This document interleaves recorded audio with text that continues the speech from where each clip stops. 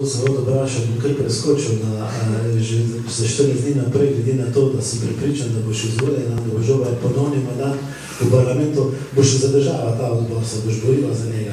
A razmišljaš o kakih spremembah, vidiš kak nov izziv?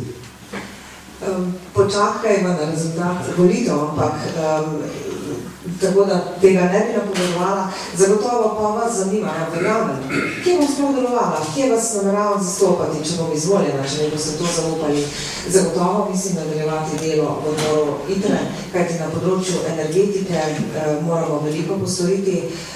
Veste, da imamo še vedno težave z recimo uvozom plina.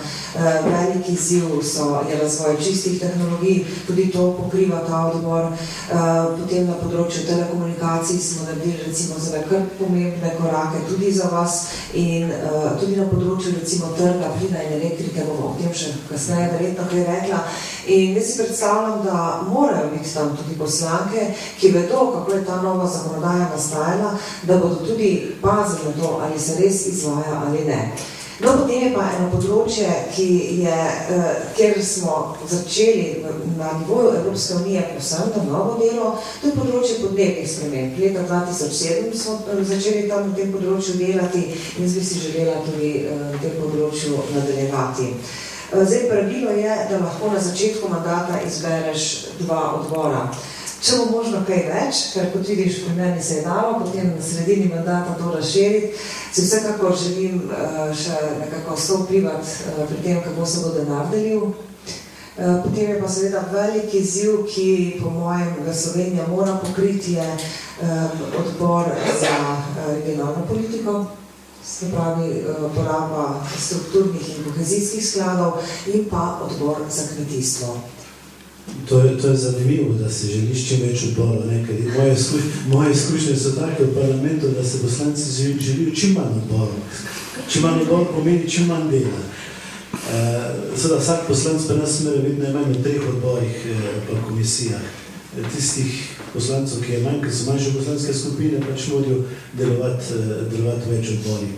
No, rad bi vas spomnil, da je Romana doktorica jedrske fizike, tako da to področje izredno dobro pozna, prej je bila v znanosti, zdaj je 5 let v politiki in gotovo se boste spomnili, da je bila leta 2007 razglašena za evropsko poslanko leta, prav za področje energetike in to je izmed 785 poslancev.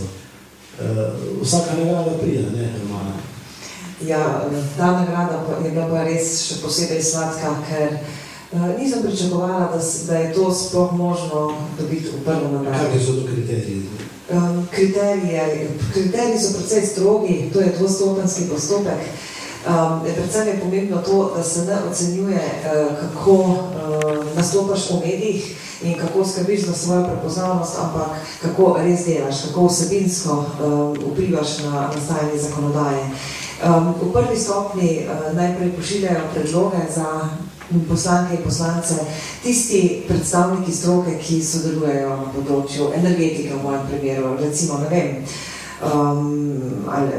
industrija, ki skrbi za prenos električne energije, plina, proizvajalci, potem tudi nevladne organizacije, razne društva in tako naprej. In na tem prvem koraku se izberejo 3 nominacije, se pravi 3 poslanke ali poslanci. No, potem pa poslanci med sabo glasujemo in izberemo enega od teh 3. Tako da dobiš pravzaprav tudi priznanje od svojih kolegov in to je seveda res me je ganilo, no, da mi toliko zaupajo.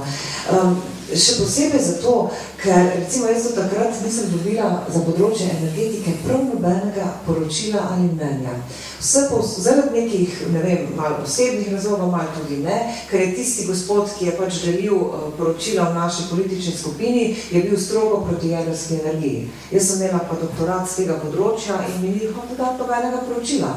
In to kaže na to, kako moraš biti vseeno vztrajen in da se ta vztrajnost izplača. Ker kljub temu, da nisem imela recimo neke funkcije, sem vztrajala pri delu in so kolegi to videli. Zaradi tega mi je še toliko več pomenila ta nagrada. No, to je ena nagrada, druga nagrada je prav tako leta 2007, ko so te bralke Jane izbrale za predsednico države. Takrat smo imeli volitve in seveda videli so bili sami moški in so si bralke Jane izbrale tebe kot neko alternativno predsednico. Ja, leto 2007 je bilo moje leto. Miro, jaz se še dobro spomnim, da si mi ti takrat poslal en SMS. Ne vem, ti si verjetno pozabil, ampak tam je pisal, leto 2007 je tvoje leto. In prav si imel. Mislim, da bo to 2009 tvoje leto. A lahko še v tej nagradi malo? Ker moram reči, da Jano berejo v glavnem ženske, veš. In to, da ti ženske zaupajo tak naslov, da te ženske izvolijo, ki so zelo, zelo kritične, ženske smo med sabo zelo kritične, jaz lahko rečem samo hvala. Hvala reviji Jana, ki se je tega spomnila in hvala tudi mojim kolegicam, ker vem, da so te prostrankarske kolegice imele pri tem veliko, veliko besede.